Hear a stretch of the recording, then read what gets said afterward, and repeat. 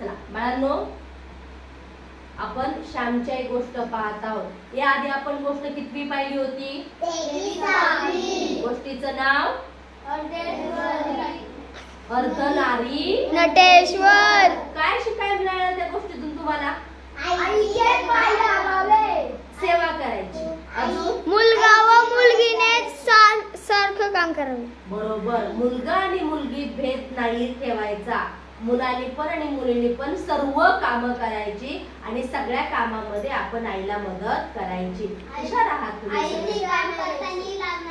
हा, very good Kartik, शाबास। आपल्या आईचं आपण कोणतंही काम करताना लाज वाटू द्यायची नाही, कारण आपण जर आपल्या आईची सेवा करताना आपल्याला जर आपल्या कामाची लाज वाटत असेल तर आपण आपल्या आईचं मूल शोधून दिसत नाही। त्यामुळं कोणतंही का काम असेल ना, आपल्या आईचं जर आपण काम करत असेल तर आपल्याला लाज वाटली नाही पाहिजे। खूप छान, खूप हुशार बाळा आहात तुम्ही। चला, आज आपल्या श्यामच्याई मधील गोरात्र 24वी पाहायची आहे आणि आपल्या गोष्टीचं नाव आहे सोमवती अवस। अवस म्हणजे अमावस्या, अवस म्हणजे हा माता पा, म्हणजे आपण रात्र 24वी पाहत आहोत। गोष्टीला सुरुवात करूया। ज्या सोमवारी अवस येते तिला सोमवती अवस म्हणतात। अवस म्हणजे आपण अमावस्या म्हणतो। त्या दिवशी सोमवतीचे व्रत घेतलेल्या ब्राह्मणांच्या सुवासिनी बायका पिंपळाची पूजा करतात। सोमवारी अवसेला कोणत्या तरी 108 वस्तू देवाला व्हायच्या असतात। आता श्रावण महिना चालू आहे, सगळेजण सोमवारी कुठल्या मंदिरात गेले होते? कोंडेश्वराच्या मंदिराला, हो की नाही? ते महादेवाचं मंदिर आहे ना। मग कोणी 108 फुलं वाहतं, 108 बेलाची पानं वाहतं। आपापल्या पद्धतीनं प्रत्येक जण आपापली भगवंताची सेवा करत असतं। आणि मग श्याम सांगतो की आम्ही असंच करत होतो। त्यावेळेला तो म्हणतो त्याप्रमाणे देवाला द्यावयाचे, दान करावयाचे अशी घटना आहे। ज्याचा जो उपाध्याय असेल त्याला हे सारे मिळते, परंतु तो उपाध्याय सर्व स्वतःच्या घरीच ठेवीत नाही, पारावर इतर उपाध्याय मंडळांतो ते वाटतो। ही पद्धत फारच सुंदर आहे, त्यागावर ही उभारलेली आहे व त्यामुळे उपाध्याय मंडळीत परस्परांचा द्वेष मत्सर करण्याला अवकाश राहत नाही। जसं आपण मंदिरात गेलो की मग असं वाटतं का आपल्याला मंदिरात गेल्यावर खूप राग आला, मला असं होतं का? नाही। खूप द्वेष असं मत्सर होतं का? नाही। म्हणजे इतरांविषयी आपला कुठलीच भावना राहत नाही। फक्त आपण आपल्याला देवबाप्पाला गेलोय आणि देवबाप्पाला आपल्याला नमस्कार करायचा आहे, देवबाप्पाचं आपल्याला दर्शन घ्यायचंय, एवढाच काय तो भाव राहतो आपल्याकडे, बरोबर ना? कोणाचा राग होत नाही, कोणाशी भांडण आपलं होत नाही का? कारण ते स्थान तसं आहे। अगदी तसंच मग जसं फक्त मंदिरात गेला असं करायचं का? मग शाळा आपलं मंदिर आहे, घर आपलं मंदिर आहे, आपल्या घराजवळचा परिसर आपला मंदिरासारखा आहे। म्हणजे याचा अर्थ मंदिरात आपला भांडावंच वाटत नाही, घरी भांडलं तर चालेल का? नाही। म्हणजे आपण कुठेही असू द्या, घरात, घराच्या बाहेर, मंदिरात, आपण कधीही राग, द्वेष, भांडण, आरडाओरडा करायचा नाही। आता पुढे सांगतात की माझी आई जेव्हा एकत्रात होती, भरल्या घरात श्रीमंतीत होती, तेव्हा तिने सोमवतीचे व्रत घेतले होते। आता सोमवतीचे व्रत काय असते तर श्याम तुम्हाला सांगेल। 108 पावल्या, 108 विडे, 108 पेढे अशा चांगल्या सोमवती तिने त्या वेळेस घातल्या होत्या। परंतु आता गरिबी आली होती, तिलाच नेसावयास लुगडे नव्हते, तर 108 लुगडी कोठून देणार? श्याम म्हणतो ज्या वेळेला माझ्या आईने सोमवती अमावस्येचं व्रत केलं होतं, व्रत पूर्ण होईल तेव्हा माझी आई काय करायची? 108 पेढे वाटायची, 108 साड्या वाटायची, 108 विडे वाटायची, म्हणजे ती सगळं काही करायची। पण जेव्हा आता आमची परिस्थिती गरीब झालेली आहे, आमच्याकडे वस्तू नाही, माझ्या आईला नेसायलाच साडी नाही, तर माझ्या 108 साड्या कशा वाटणार? कारण ह्याच्या आधीच्या आनंदाच्या दिवाळीमध्ये आपण पाहिलं भाऊंच्याकडे नेसायला काय नव्हतं रे? धोतर। ते किती ठिकाणी फाटलं होतं की नाही, म्हणजे ते शिवण्याच्या पलीकडे गेलं होतं तरी सुद्धा भाऊ ते धोतर घालत होते। आई सुद्धा तिची साडी किती फाटली होती तरी आईनं स्वतःला काही घेतलं नाही. तेव्हा श्याम म्हणतो आता माझ्या आईकडे तिला नेसायला साडी नाहीये तर ती वाटायला घेणार कशी. तेव्हा तिलाच खावयास नव्हते तर ती काय देणार. सोमवतीचे व्रत एकाकी सोडता येत नाही. घरात पतीजवळ तरी कोणत्या तोंडाने ती मागणार. पतीजवळ काय होते. आता श्यामच्या आईला असा प्रश्न पडला होता हे व्रत मध्ये सोडता येत नाही आणि आता व्रत पूर्ण करायचं तर आपल्याकडे स्वतःला खायला काय नाही. लोकांना आपण काय अन्नदान करणार. लोकांना आपण काय वाटणार. नाताळची सुट्टी असल्यामुळे मी घरी होतो. श्याम म्हणतो मला ह्या वेळेला नाताळची सुट्टी होती आणि मी घरी आलो होतो. सोमवती आली होती. मी आईला विचारले या सोमवतीला तू काय घालणार. काय ठरवले आहेस. जानकी वहिनी 108 सुपाऱ्या ओल्या सुपाऱ्या घालणार आहेत. आई म्हणाली आता नीट ऐका. आई म्हणाली बाळ 108 पोपळे माझे घालून झाली आहेत. मागे सीता आत्याने पाठवली होती. मग तू काय घालणार आहेस. 2 दिवस तर राहिले सोमवतीला. काही ठरवावयास हवे ना. आई 108 गुळ म्हणजे का. 108 गुळाच्या ढेपा व्हावयाच्या. 108 तेल म्हणजे का. 108 तेलाचे डबे व्हावयाचे. आई म्हणाली कोणी 108 डबे दिले तरी हरकत नाही परंतु गरीब असला तरी तो ठरवतो की 108 अतपाव देईल. 108 पावशेर देईल किंवा एकदम 1 मन गुळ 1 मन तेल असे देतात. त्याला वाटेल तसे 108 भाग करावे. मी विचारले आई तू 108 अतपाव गुळ घातलेस तर. आई म्हणाली श्याम घरात विष खवावयास दिडकी नाही. गळफास लावायला सुतळीचा तोडा नाही. कुठून आणावयाचे पैसे. झाड का आहे आपल्या अंगणात हलवले की पडले पैसे. आपण गरीब आहोत श्याम. आता श्यामच्या तुम्ही जर गोष्ट नीट ऐकलं तुमच्या लक्षात येईल. उपवास कोणाचा आहे. श्यामच्या आईचा. वस्तू कोण वाटणार आहे. आणि प्रश्न कोणाला पडलेत. म्हणजे त्याला किती आपल्या आईची काळजी आहे. माझी आई काय करेल आता. माझी आई कोणत्या वस्तू वाटेल. माझ्या आईकडे पैसाच नाहीये. माझ्या आईकडे खायला पैसे नाही घ्यायला पैसे नाही. आता माझी आई काय करेल. म्हणजे आईला तर चिंता आहेच आहे आपण काय करायचं. पण श्यामचं त्याच्या आईवर एवढं प्रचंड प्रेम आहे की आता माझ्या आईला खूप टेन्शन येईल. माझ्या आईला खूप काळजी वाटेल की आता दान काय द्यायचं. मग श्याम आईला हळूहळू एखादी वस्तू सुचवतो. पण आई म्हणते श्याम म्हणजे सहज आपली आई पण घरात बोलताना बोलते ना तर विष खायला पैसे नाही. म्हणजे विष खायचं असतं का नाही. तर याचा अर्थ असा घरात थोडं पण पैसा नाहीये. घरात अजिबातच काही नाहीये तर या वस्तू आणण्यासाठी पैसे आणायचे कुठून. मग आई श्यामला सांगते श्याम आपण फार गरीब आहोत बाळा. आपल्याकडे कशालाच पैसे नाहीत. तर मी म्हटले 108 आवळे घातलेस तर. बाळा 108 आवळे एकदा मी घातले होते. सोलीहून त्यांनी आणले होते. आपला सोलीचा तुकाराम नव्हता का त्याने दिले होते. आई म्हणाली आई 108 चिंचोके घातले तर नाही का चालणार. मी हसत विचारले. आता श्यामला वाटलं की आईला मी गोड घालू का म्हणतो. आई नाही म्हणते. आईला मी म्हणतो तेल द्यायचं का. आई नाही म्हणते. पोपली द्यायच्या का. आई नाही म्हणते. आवळे द्यायचे का. आई नाही म्हणते. मग श्याम हसत आई चिंचोके द्यायचे का 108 ना. आई म्हणाली हो चालतील तर काय झाले. पण काय लोक हसतील होय ना. श्यामला पण कळतात मोठ्या माणसांच्या गोष्टी. हसतील त्यांचे दात दिसतील. त्यांचे हसायला काय जाते. द्यायला थोडेच कोणी येते आहे.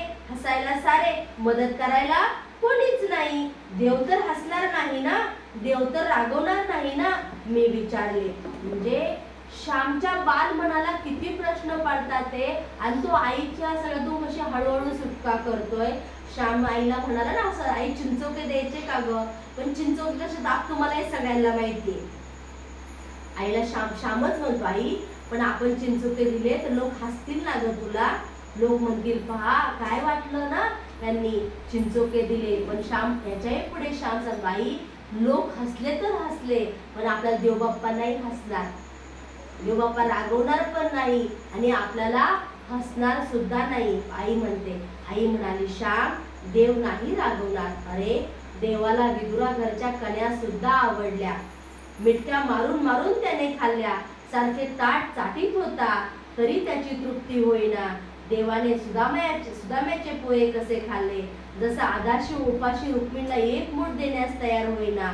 देव उपाशीच असतो, प्रेमाने त्याला फोन देतो, लाखात एखादा प्रेमाने दिलेले त्याच्या पोटात जावयाचे.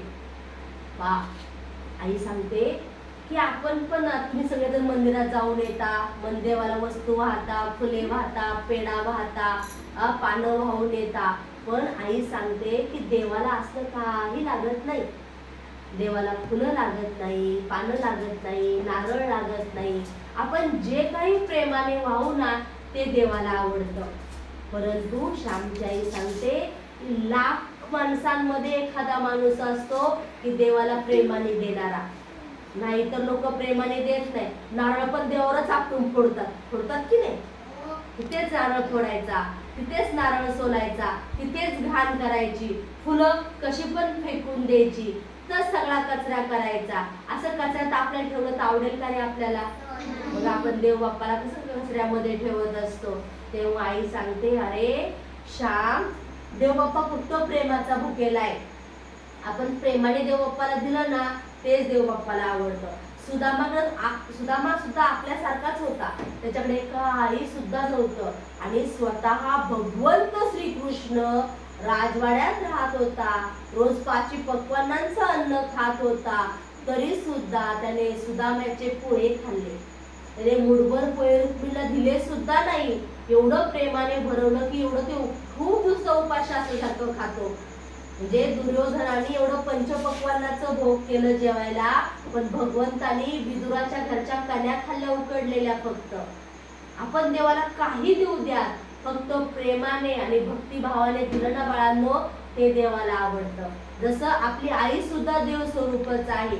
आपल्याला रोज कॅडबरीज नेऊन द्या, खायलाच नेऊन द्या, रोज नवीन साडी द्या, असं काही लागत नाही. आईला फक्त, आई तू कशी आहेस ग? आज गेल्या गेल्या आईने विचारा सगळ्यांनी, आई दुपारी तू जेवली का ग? पोटभर जेवली का ग तू? आईला खूप बरं वाटतं. प्रेमाने विचारलं ना बाळांनो, आपल्याला सुद्धा आवडतं की नाही? आपण घरी गेल्या आईने विचारलं, बाळा काय देऊ तुला? चहा देऊ, बिस्किट देऊ? आपल्याला किती बरं वाटतं ना. आपण घरात गेलो, कपडे काढले, हातपाय तोंड धुवून झालं, कपडे बदलून झाले, तरी आपल्याशी आई नाही बोलली तर कसं वाटतं आपल्याला? वाईट वाटतं की नाही आपल्याला? मग तसंच आहे, देव सुद्धा भावाचा भुकेला आहे. म्हणजे संतही सांगतात, एक प्रेम भाव चाहिए, दूजा कष्ट अपार. प्रेमाने केलेलं सगळ्यांना आवडतं. तुम्हाला आम्हाला सुद्धा प्रेमानेच बोललेलं आवडतं, प्रेमाने दिलेलं आवडतं, रागवून ओरडून दिलेलं आवडत नाही. भुकेल्या देवाला द्रौपदीचे पान खाऊन ढेकर आली. म्हणजे देवाला एवढी भूक लागली होती, एवढी भूक लागली होती, पण द्रौपदीनं साधं एक पान भरवलं तर देवाला ढेकर आला. ढेकर कधी येतो रे?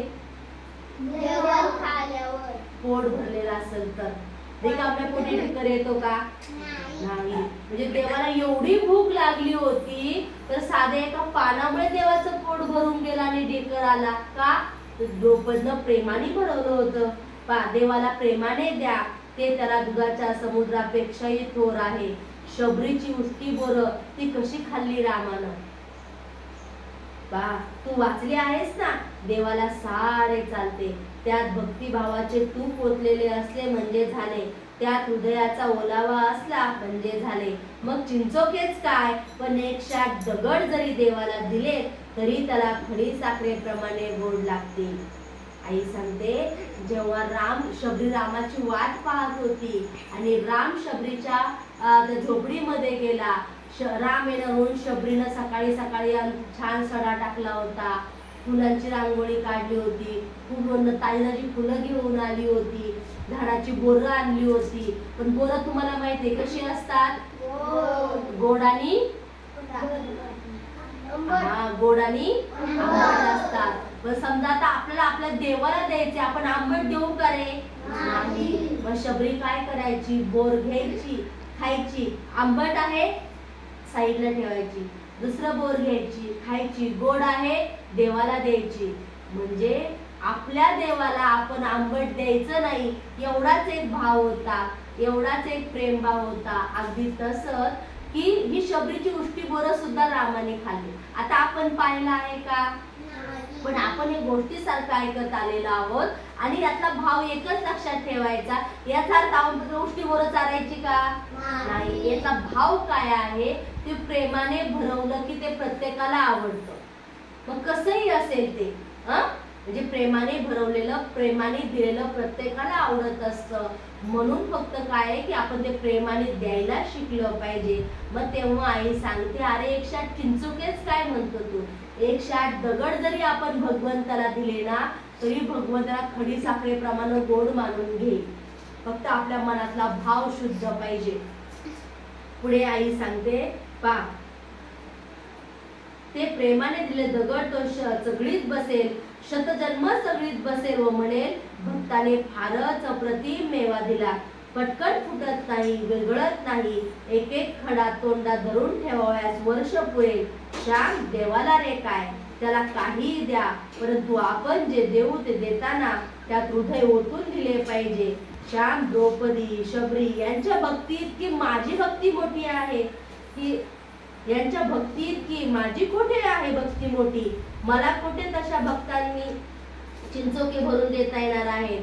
आपली नाही हो तितकी लायकी.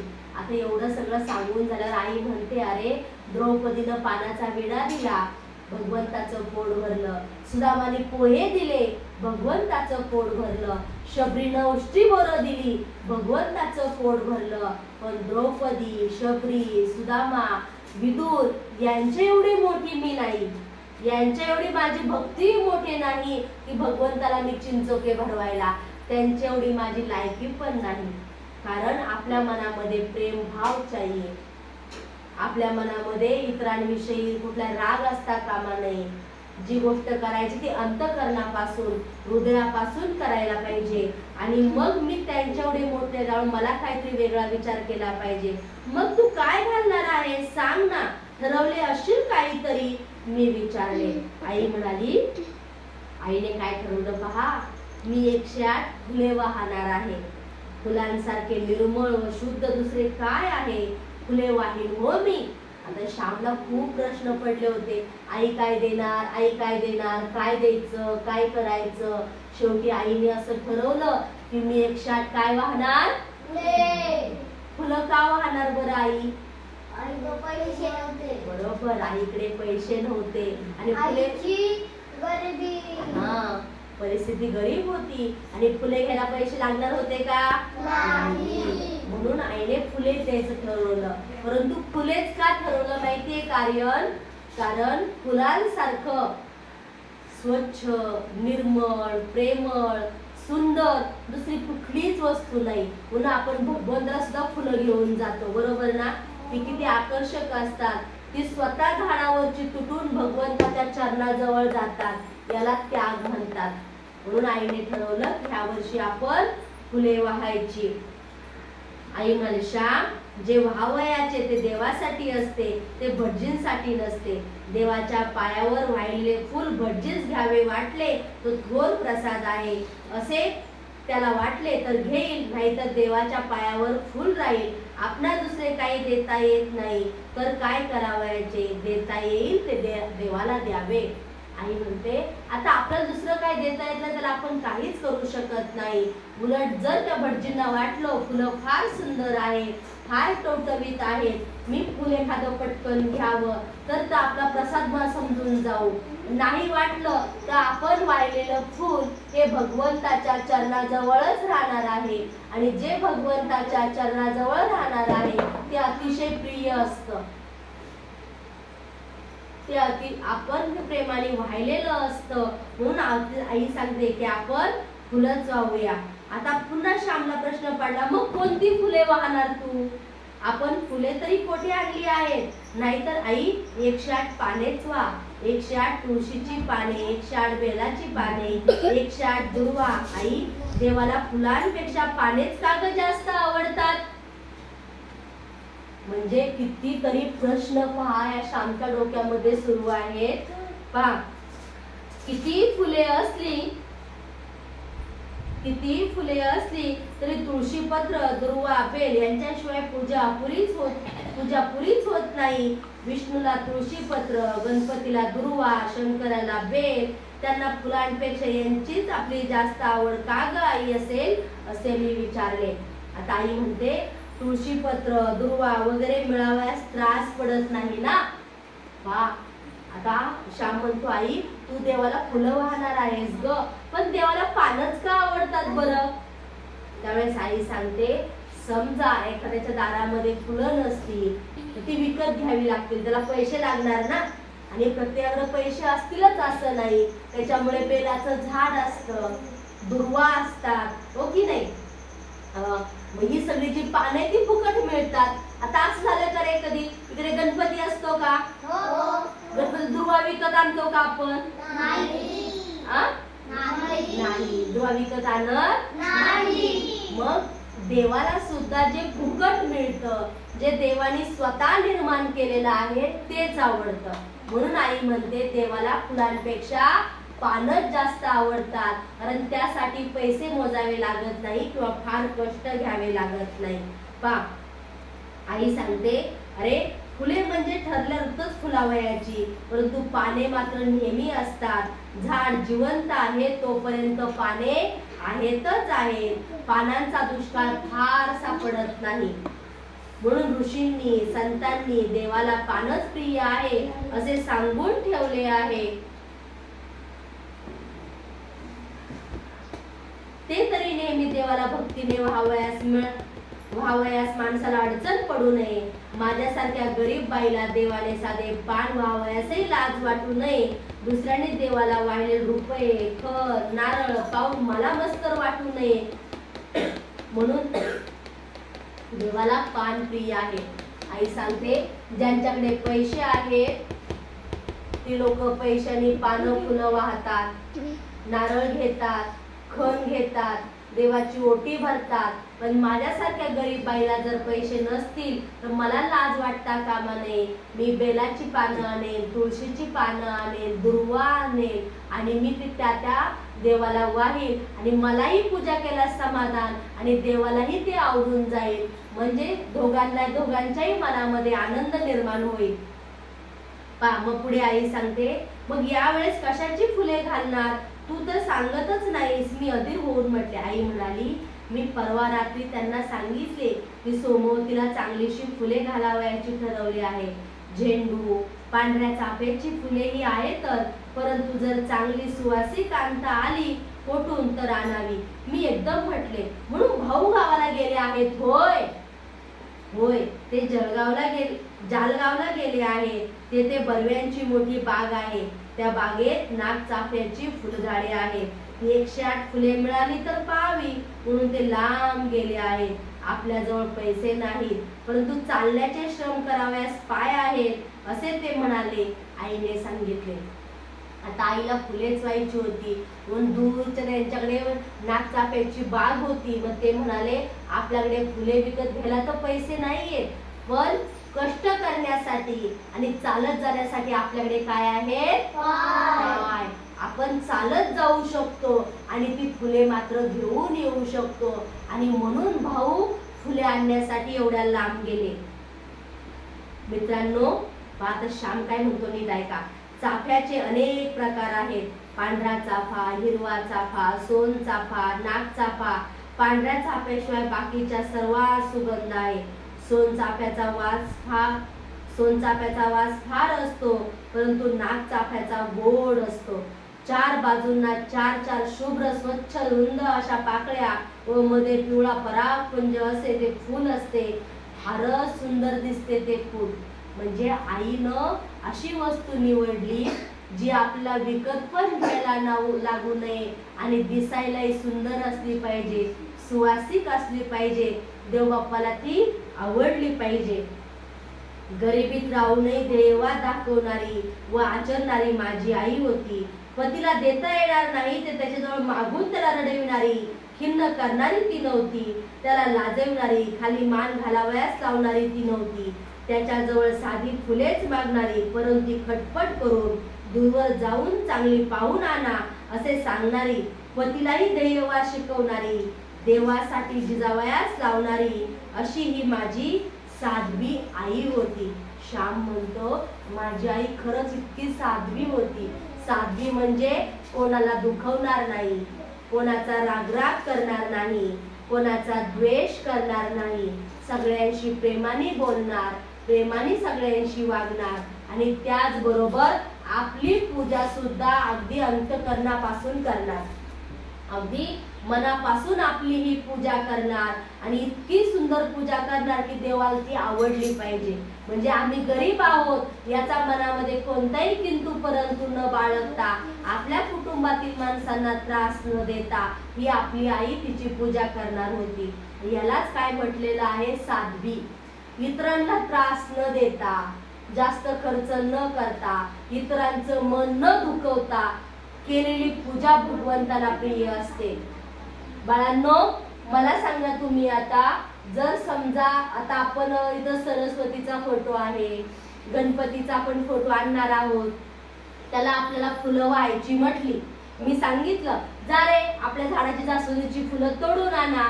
दोघं जण तोडायला गेले, पण मीच फुल तोडणार, मीच फुल घेऊन जाणार म्हणून जर भांडणं केली तर ते फुल देव बाप्पाला आवडेल का रे? ते कसं पण तोडून आणलं, भांडण केली, खाली पाडलं, धिंगाणा केला, मारामारी करून आणलं, आवडेल का? नाही.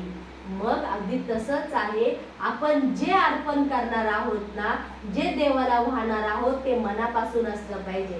त्याच्यामध्ये मीच करणार मीपणा नसावा, अहंकार नसावा, लोभ नसावा, आपल्याकडे कुणाचा द्वेष करायचा नाही, कोणाचा मत्सर करायचा नाही, सगळ्यांशी प्रेमाने वागायचं आणि प्रेमाने राहायचं. ते भगवंताला बरोबर तेच भगवंताला आवडतं. मग अशी ही आईनं सोमवती अमावस्येचं व्रत काय देऊन पूर्ण केलं? कशाची फुलं? हा, नागचाफ्याची फुलं. बरोबर, व्हेरी गुड. कार्तिक एकदम लक्ष देऊन ऐकतो पा, एकदम छान. नागचाफ्याच्या फुलांचा वास कसा होता? गोड होता, हो की नाही? म्हणजे सोनचाफ्याच्या फुलांचा वास छान असतो, जरा वासही खूप असतो, पण नागचाफ्याच्या फुलांचा वास कसा होता? फुलं गावामध्ये होती का रे? त्यासाठी भाऊ कुठं गेले? लांब गेले, हो की नाही आणायला? मग भाऊ कसे गेले रे तिकडे? चालत गेले. म्हणजे आपला जे देवाला अर्पण करायचंय ते आपण कष्ट करून अर्पण केलं पाहिजे, फुकट आयत नाही. म्हणजे त्यासाठी आपले कष्ट पण असले पाहिजे, मेहनत पण असली पाहिजे आणि अंतःकरणामध्ये प्रेम सुद्धा असलं पाहिजे. मग आजची गोष्ट आवडली सगळ्यांना? आवडली? देवाला कसं अर्पण करायचं? प्रेमाने. व्हेरी गुड वंश. प्रेमाने अर्पण करायचं देवाला. असं आहे का खूप पैशाचं खूप महाग वस्तू आणायची? देवाला काही दिले तरी आवडते. हा, पण काही म्हणजे कसं द्यायचं मग ते? प्रेमाने, अंतःकरणापासून, हृदयापासून देवाला द्यायचं, भक्तिभावाने द्यायचं, हो की नाही? मग ते देवाला आवडते. गोष्ट आवडली? आपण पुढच्या गोष्टीमध्ये उद्या भेटूया, ठीक आहे?